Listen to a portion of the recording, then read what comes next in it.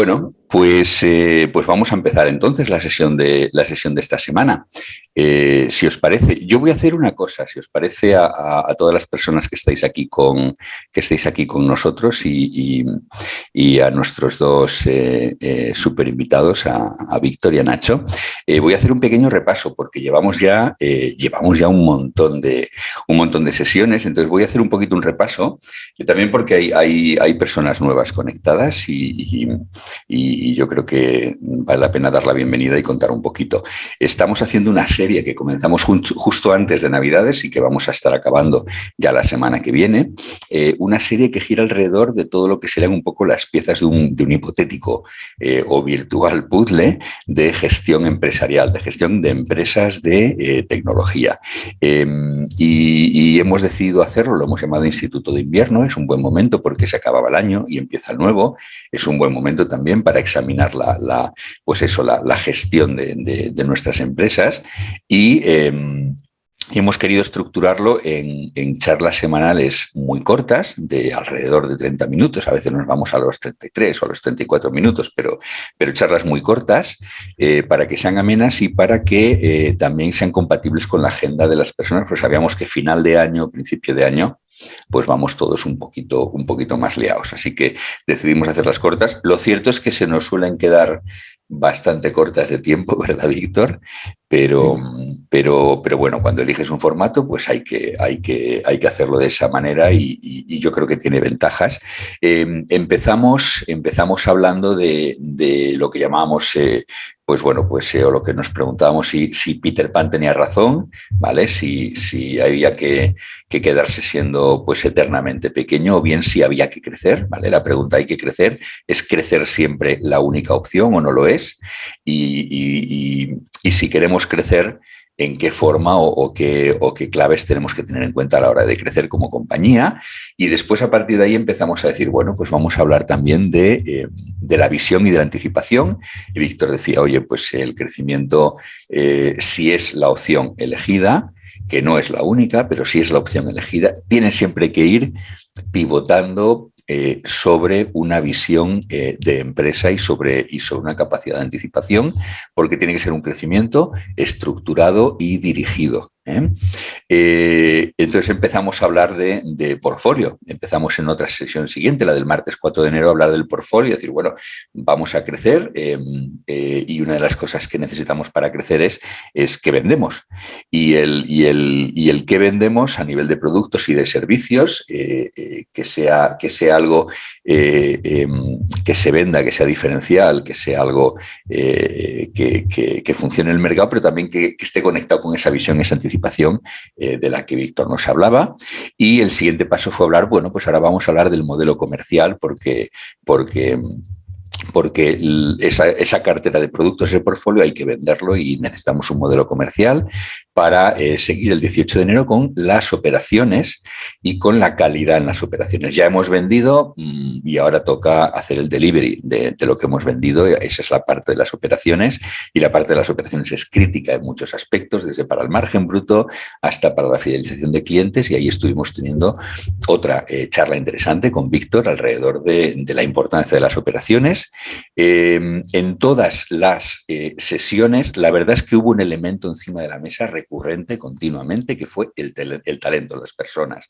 La enorme importancia que tienen tener el talento adecuado y que esas personas estén cuidadas y estén dando lo mejor de sí mismas, y cómo son, cuáles son las claves para construir ese talento que nos permita que todo lo anterior funcione. Más en un sector como el nuestro, que es un sector en el que nos estamos adentrando en una situación muy clara en la que falta talento, ¿vale? En la que hay más demanda que oferta.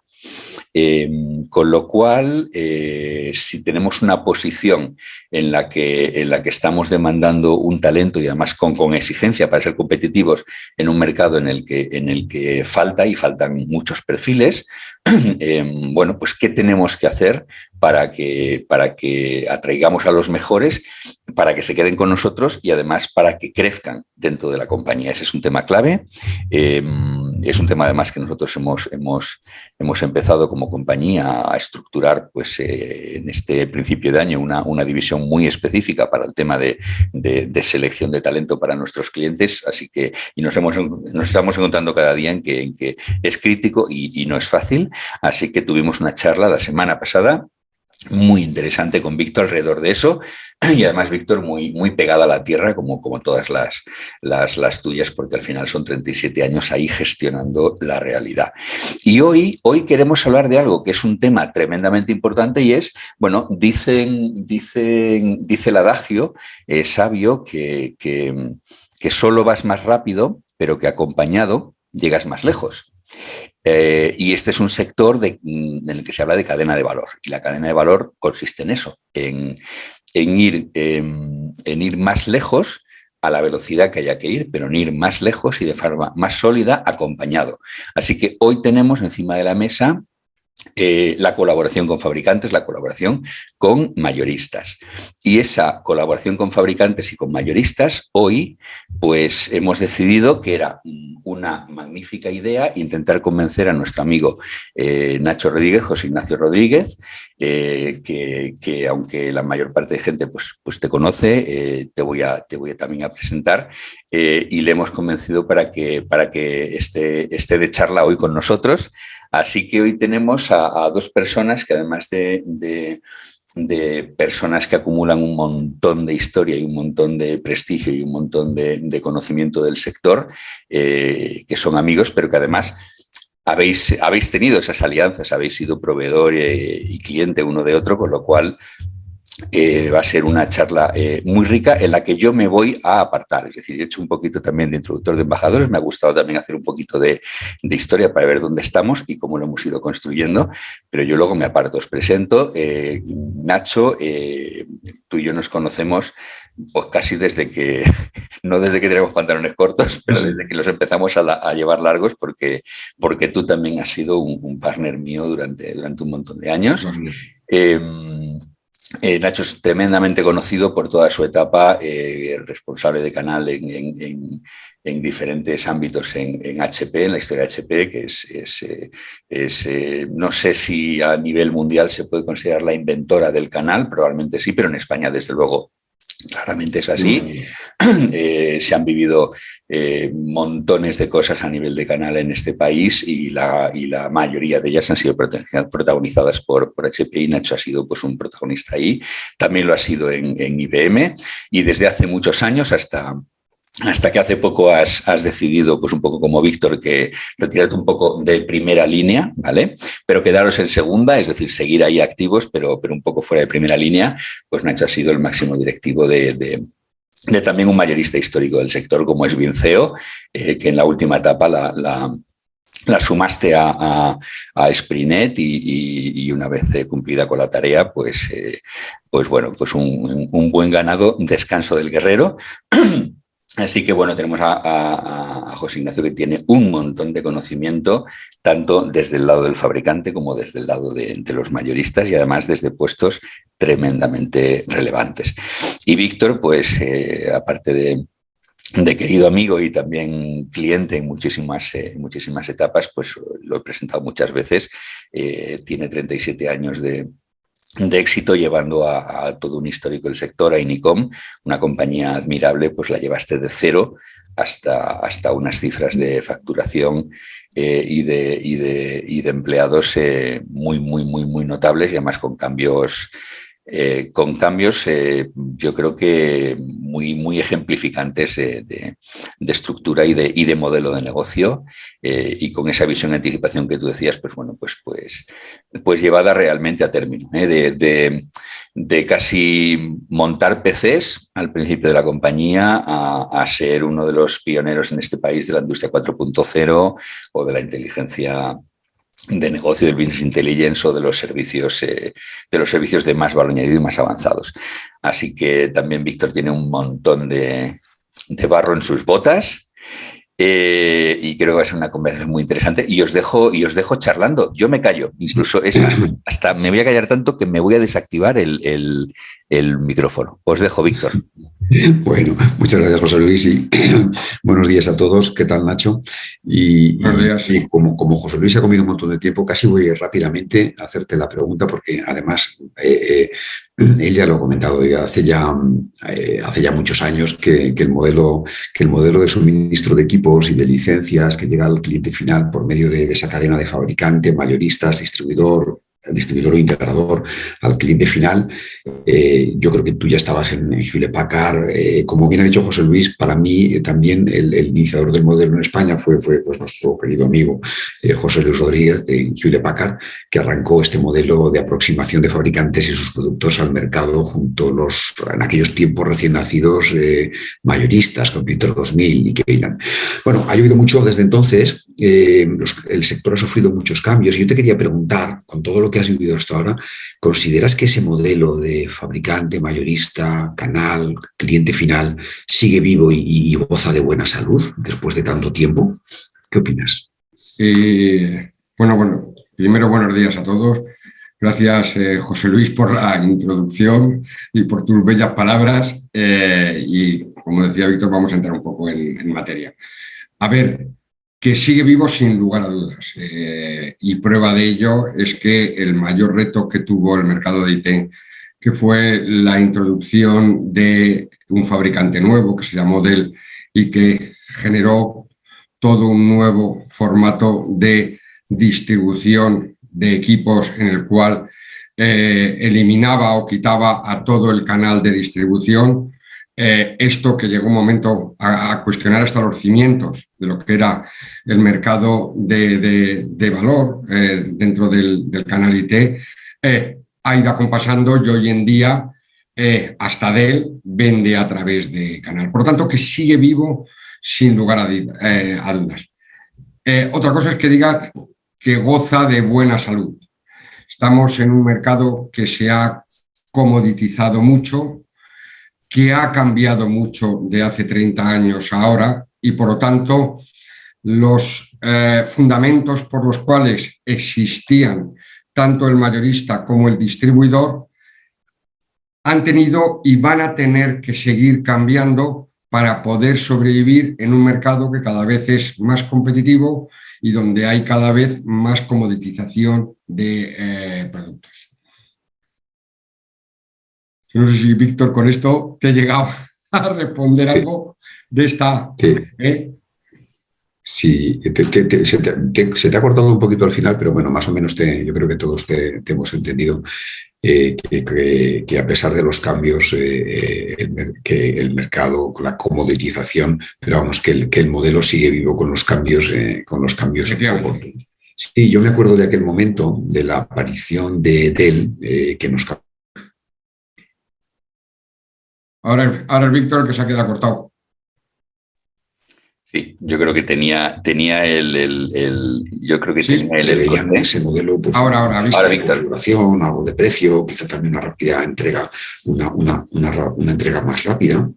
Y bueno, fue el inicio de una tormenta donde los modelos tradicionales que trabajaban con el modelo anterior comenzaron a moverse.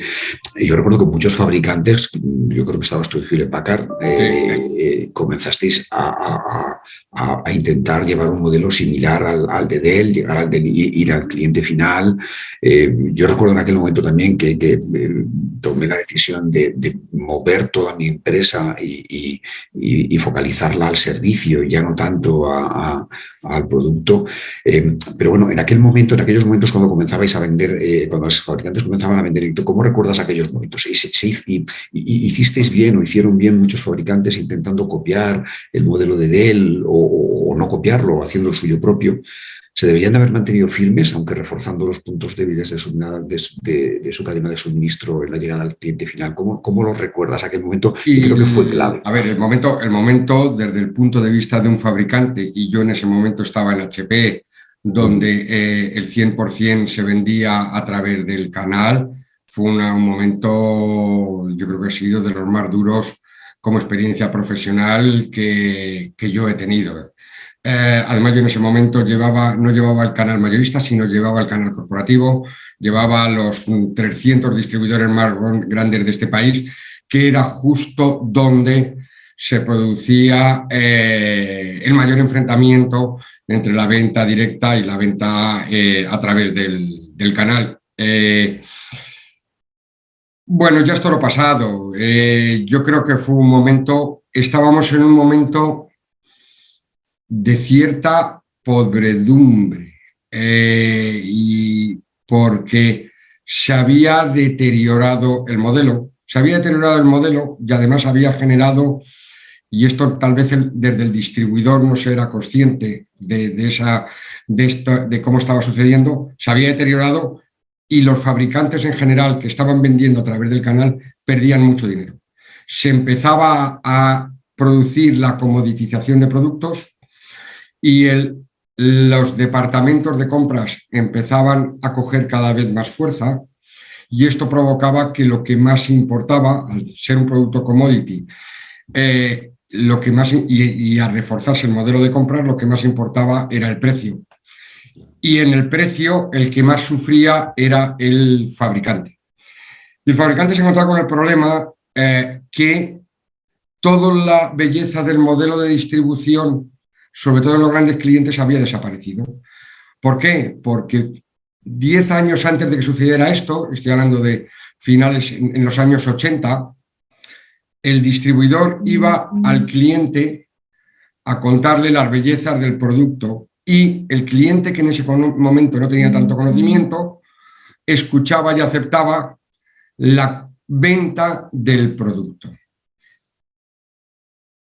Y cada distribuidor, en general, defendía un determinado producto. Unos defendían a Compaq, otros defendían a IBM, otros defendían a Toshiba, otros defendían a HP. Llega un determinado momento que los departamentos de compras se hacen más fuertes y que los distribuidores actúan en un modelo similar al del Corte Inglés. Es decir, iban a su cliente y le decían: señor, ¿usted qué quiere? Yo tengo este portfolio. Y le enseñaban el portfolio de fabricantes que ellos trabajaban. Esto provoca que el fabricante diga: ya no tengo a un distribuidor que esté defendiendo mi marca delante de mi cliente. Y por lo tanto tengo que montar una fuerza de ventas que vaya a ver a los clientes para defender mi marca. Con lo cual se estaba produciendo una distorsión de que tenías a un canal al cual le pagabas y a un comercial que tenía que ir a defender.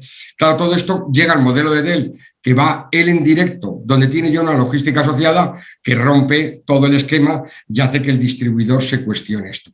Como decía, esto ya ha cambiado. Este modelo, bueno, como siempre en la vida, al final los modelos híbridos son los que terminan funcionando, desde el modelo del cloud de la nube hasta el modelo de la bicicleta, el coche, la moto.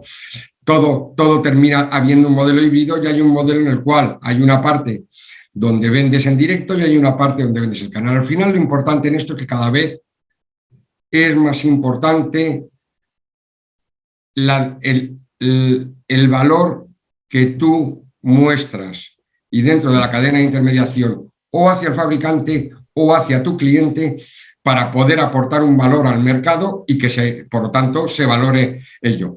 Esto fue una decisión que tú, Víctor, sufriste y que hiciste un cambio estratégico muy importante, que es irte hacia el área de servicios para aportar valor en el mercado. Claro. Sí, así es. Oye, has nombrado algo importante que también tenía aquí apuntado para comentarte. Yo siempre he sido un defensor del valor que el mayorista aportaba, tanto al fabricante, por un lado, como al canal, al distribuidor, por otro. Pero, ¿tú crees que actualmente el canal de distribución utiliza y aprovecha debidamente ese valor que el mayorista ofrece? ¿Y hay diferencia entre cómo usan ese valor y en qué cantidad lo usan los distribuidores o las empresas de IT pequeñas, medianas respecto a las grandes? ¿Qué opinas? no solo porque haya trabajado en ello, sino tal vez por el conocimiento que he tenido de ello. Soy un firme defensor del modelo de dos tier, es decir, del modelo de mayorista y distribuidor en la venta hacia el usuario final. Pero es verdad que ha habido cambios en todo este proceso y que necesitan adaptarse. El mayorista, para lo que nació básicamente, son para dos funciones básicas en el mercado. Una era la logística, almaceno el producto y lo distribuyo en cualquiera de los puntos de distribuidores que hay por todo el país, y a su vez una parte financiera. Como decía, el que fue el primer director de mayoristas en España, que estaba en HP, que ya se jubiló, Andrés García Chanet, decía que el mayorista es un negocio para ricos, y efectivamente es verdad, es decir, necesitan mucho capital, es muy intenso en capital y muy poco intenso en recursos humanos, muy poco intenso en personal, justo al revés que los Accenture o los Capgemini, que son al revés, necesitan muy poco capital, pero son muy intensivos en capital humano. Pues el mayorista, por lo tanto, aportaba una parte de logística y una parte financiera. Pero con el paso de los tiempos, el mayorista se ha ido dando cuenta que estos dos puntos o estos dos ejes fundamentales les generan muy poca diferencia contra sus competidores, contra los otros mayoristas, porque todos aportan la logística, porque todos tienen el material y porque todos más o menos aportan una capacidad financiera. Por lo tanto, lo que han ido es buscando puntos de valor dentro de la cadena que puedan aportar. Conforme el distribuidor es más pequeño y por lo tanto tiene menos gente especializada o conocimientos especializados, creo que debería aprovechar mucho más al mayorista para poder darlo. Os voy a dar un ejemplo.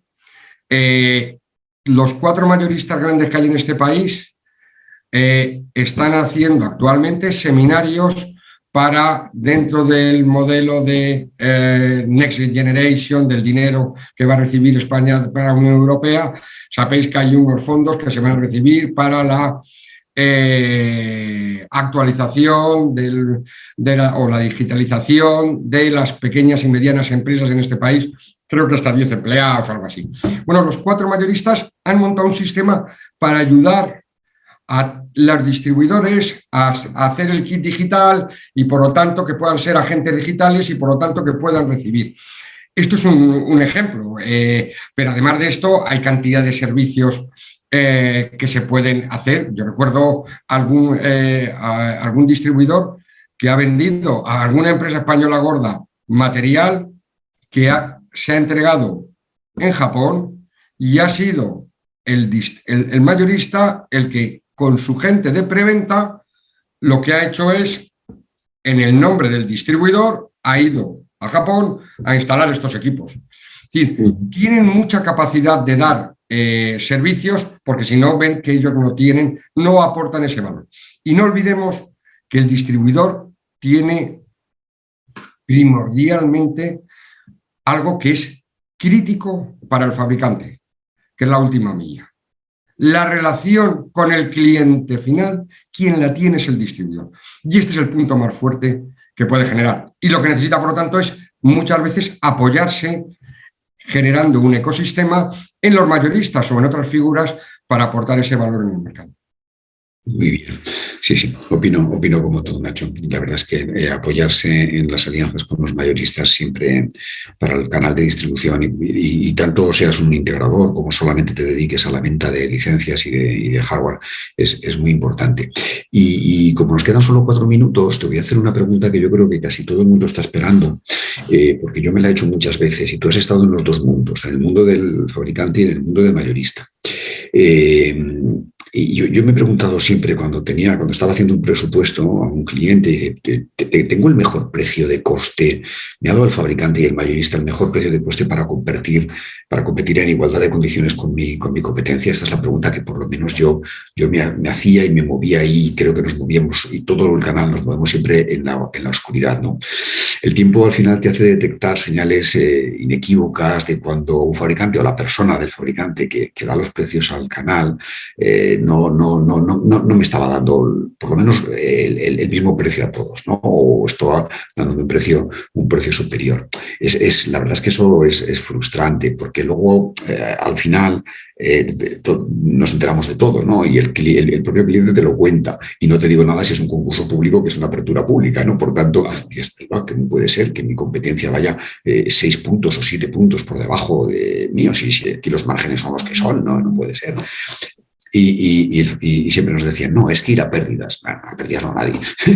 Entonces, bueno, ¿cómo lo veis? O sea, ¿por qué ocurría esto? ¿O por qué sigue ocurriendo? ¿Cómo lo veis? ¿Cómo se veía desde el punto de vista del fabricante? ¿Cómo lo ves desde el punto de vista del mayorista? ¿Cómo lo ves ahora? Yo, ya te digo, salí en el verano y supongo que en estos pocos meses no creo que haya cambiado mucho, ¿no? Pero bueno, ¿por qué ocurre esto?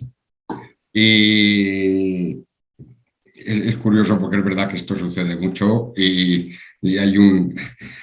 se generan muchas tensiones y yo creo que es más simple de lo que parece en profundidad. El mayorista no tiene prácticamente ninguna capacidad de maniobra. Los márgenes del mayorista son tan estrechos que no hay mucha diferencia entre lo que le da al distribuidor Pepito y al distribuidor Juanito. Muy poca diferencia.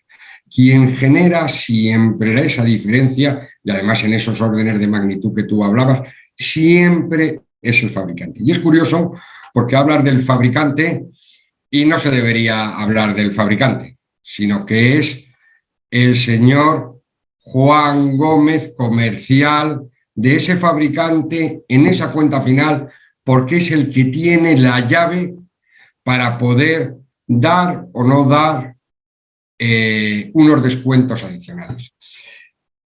Y a partir de ahí te encuentras una enorme casuística. Te encuentras desde el comercial que decide darle a todos el mismo precio porque no quiere proteger a ninguno, al comercial que lleva 8 años trabajando en esa cuenta con el mismo distribuidor y por lo tanto quiere seguir trabajando con ese distribuidor. Y dentro de seguir trabajando con ese distribuidor tiene la doble vertiente de decidir si les dice a los demás, oye, que no os doy nada porque estoy protegiendo a este señor que desde hace muchos años estoy confianza con él, o decide decir, oye, no, si estoy dando a todos el mismo precio porque no quiere que los distribuidores se vayan con sus competidores y por lo tanto, entonces, no es fácil asociarlo, pero siempre es el comercial que lleva la cuenta en el fabricante el que tiene la potestad de poder decidir o no decidir en un determinado si protege o no protege a un determinado distribuidor en función de unos criterios que hay veces, y esto también es verdad que a veces da la sensación de que hay grandes gurús dentro del fabricante que determinan en un momento determinado, pues no, es mucho más simplón que eso, porque además la rapidez muchas veces hace que sea una persona la que toma la decisión y ya está. Yo no sé si te he resuelto tú. Sí. Bueno, a ver, yo creo que ya todos lo sabíamos. Lo leíamos, ¿no? ya todos nos lo imaginábamos, porque sí que es cierto que dependiendo de el account manager o la persona que tenía que dar el precio, pues a veces tenías sobre el mismo material y sobre los mismos equipos tenías unos descuentos superiores u otras veces los tenías inferiores, ¿no? Pero bueno, esto era así. Víctor, acabar indicando que estamos en un momento crítico, estamos en un momento de transformación bestial del mercado. Todo el mundo habla de la transformación digital. Pues la transformación digital, los propios impulsores son los fabricantes con su modelo de distribución, que es el mayorista y el distribuidor.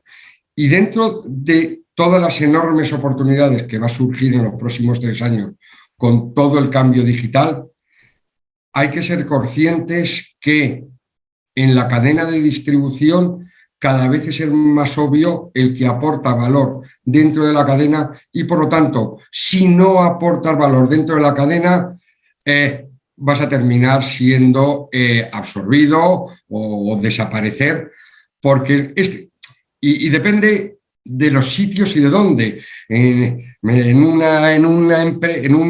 una ciudad pequeña, ese propio distribuidor, su propio valor puede ser la cercanía con las empresas pequeñas y medianas para que le aporte valor. Pero cada vez más se necesita el aporte de valor, y esto es algo que se lleva diciendo hace muchos años, pero cada vez es más fuerte. Uno, y dos, cada vez es más necesario el aporte de una solución, no solo la propia reventa de Office 365 o de 15 portátiles, sino aportar un cierto valor al mercado. Y a veces puede estar en el hardware, a veces puede estar en el software o a veces puede estar en el aplicativo, pero cada uno tiene que descubrir dónde puede aportar su valor dentro de la cadena. Así es, Nacho. Sí. De hecho, en esta serie de sesiones de invierno que comentaba José Luis al principio, esto es un poco lo que nos ha guiado desde el inicio, ¿no? El buscar el valor que el canal de distribución, que las empresas de tecnologías de información, ese valor diferencial que debe aportar al mercado, desde lo que, como decía José Luis, desde la visión y anticipación a la estrategia, pasando por todos los puntos, pues hasta el de hoy, que también es importante el de mantener una relación fluida con mayoristas y con fabricantes, con partners, en definitiva, para llevar e integrar una solución de calidad y buena al mercado. Ya son más son las 9:33. Sí. José Luis, me imagino que estará por ahí. Muchas personas ya se tendrán que ir. No sé si hay alguna pregunta. Tú también te tenías que ir, Nacho. ¿Alguna pregunta que tengáis? No veo. Si no, porque escribir es lento si alguien hace alguna. Si no, si os parece, hago yo un pequeño cierre. A mí me ha gustado muchísimo la charla que habéis tenido. Sinceramente, también se me ha hecho corta. No sé si porque he estado de espectador la he disfrutado muchísimo más que las anteriores que hemos tenido. La verdad es que me ha gustado muchísimo. Habéis tocado con mucha claridad de ideas un montón de temas, y hay un tema que ha estado ahí flotando, y lo habéis estado conduciendo con las diferentes preguntas, yo creo que inadvertidamente, pero que está ahí, y que además un poco en el resumen que, Nacho, has hecho al final, un poco eclosionado hoy con lo que Víctor también estaba, y es, si os fijáis, las palabras tradicionales se nos han quedado un poco viejas. Hablábamos de fabricante, de mayorista, de distribuidor, pero el fabricante, pues hacía mucho tiempo que realmente no es que fabrique, ¿vale? Le fabrican otros. El mayorista, pues ese concepto de mayorista, de compro al por mayor y vendo al por menor, es muy viejo. O sea, eso ya no es, ni mucho menos, como mínimo, no es lo definitorio de los Vinceos, Ingrams, Tech Data, Spinet de hoy en día, ni mucho menos es lo definitorio. Y distribuidor, pues lo mismo. O sea, Víctor, yo creo que no permitiría que a su empresa la definieran como distribuidora pues hace más de 20 años. Entonces, toda la cadena de valor se ha desprendido precisamente, como decíais, de las cosas que eran menos valor, de la fabricación, del ensamblaje, de la distribución, de la logística, y todos los eslabones se han ido a las capas de valor más elevadas. Y eso al final es un mensaje clarísimo, pero es que además me interesa muchísimo también lo que apuntabais de que quizá después de una historia de ciertos desencuentros y lo que en el canal a veces se ha llamado infidelidades, ¿no?, entre los distribuidores, los mayoristas y los tal, esto que apuntabas, Nacho, también, de que en un mundo en el que nos vamos hacia nuevos retos, en el que los servicios son cada vez más importantes y que las capas de menos valor son cada vez menos importantes, quizá es el momento perfecto para volver a recuperar esa entente, esa alianza mucho más cercana, como mínimo, entre esos dos tiers que tú apuntabas, ¿verdad? Entre, como mínimo, los mayoristas, vamos a seguir llamándolos mayoristas, pero son empresas de servicios cada vez más sofisticadas, en las que el servicio logístico es lo menos, o es sofisticado hasta para poder enviar a Japón, y las empresas de distribución, las empresas de integración de sistemas y de servicios, ¿vale? Quizá llega un momento de que esas alianzas se fortalezcan muchísimo más, porque para construir esos servicios y esas capas de valor, pues no sé si se llega al punto de que se necesitan, pero juntas desde luego son tremendamente más fuertes. Entonces yo casi que como conclusión me quedaría con animar a todas las personas del canal de distribución a que se acerquen entre ellas más a los mayoristas y que establezcan alianzas muchísimo más fuertes, porque además, como también decíais, es que al final la diferencia de precio, salvo que el fabricante lleve el joystick de un lado para otro, pero salvo eso, la diferencia de precio realmente no es un condicionante a la hora de elegir con qué mayorista trabajo. Así que esas alianzas yo animo a que se fortalezcan, porque es lo que me ha quedado claro, es lo que habéis dicho. Me parece muy importante. Tenemos aquí a otro buen amigo histórico, además, que nos saluda y que nos pone ahí. No sé si es una pregunta, la voy a leer en vivo en directo, que es Oriol Pirató, al que conocí los dos y yo lo conozco mucho. magníficamente desde hace un montón de tiempo. Me ha encantado coincidir en esta charla con vosotros. Un momento en mi vida profesional, efectivamente. Computer 2000, Tech Data después, Inicom, HP. No puedo estar más de acuerdo con los tres, efectivamente. Sí. Yo creo que habéis hecho una foto magnífica de muy breve, pero... Así que gracias, Oriol, por apuntarlo. Mira, José Ignacio, le pones ahí. Bueno, oye, me ha gustado muchísimo, pero nos hemos ido de la hora. Lo que pasa es que la buena noticia es que como la semana que viene, que ya cerramos, ¿vale? Vamos a cerrar con una parte complementaria a la de hoy. Vamos a hablar de alianzas, ¿eh? Vamos a hablar de alianzas. El planteamiento que Víctor un poco apuntaba es, hablemos de alianzas, pero hablando de alianzas incluso entre canal, hablemos de UTEs y de este tipo de cosas, ¿vale?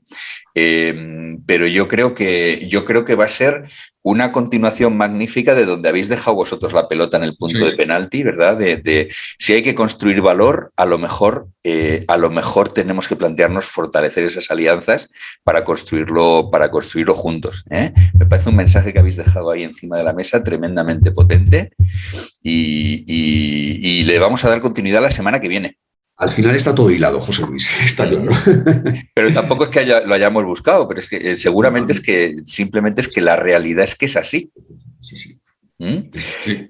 Oye, un abrazo a todos. Feliz semana. Muchas gracias por estar aquí. Las personas que nos acompañan, Víctor, Nacho, me tomo las palabras de Oriol, un verdadero placer el volver a coincidir con tantas personas, porque además no es una reunión de viejas glorias para contarnos cómo eran los tiempos, pues con Andrés García Chánez, con José Luis Rodríguez y tal, que eran magníficos y nos hemos encontrado con personas magníficas, sino que lo que ha servido es para hacer esa historia evolutiva que nos permite entender también el momento en el que estamos y cómo hemos llegado hasta aquí, que me parece que esas claves son tremendamente importantes para descifrar hacia dónde tenemos que ir al futuro. Así que yo creo que habéis aportado claves muy, muy, muy importantes y con una perspectiva histórica muy bonita que Oriol nos ha puesto además de relevancia. Un abrazo grande a todos. Despedimos la sesión aquí. Nos vemos dentro de una semana. Como dice un famoso tuitero, hacer cosas. Vamos a por ello, que hay que levantar este año. Este año tiene que ser diferente que los anteriores, así que vamos a darle vueltas a la manivela. Nos vemos pronto. Muchas gracias a todos. Un saludo a todos. Adiós.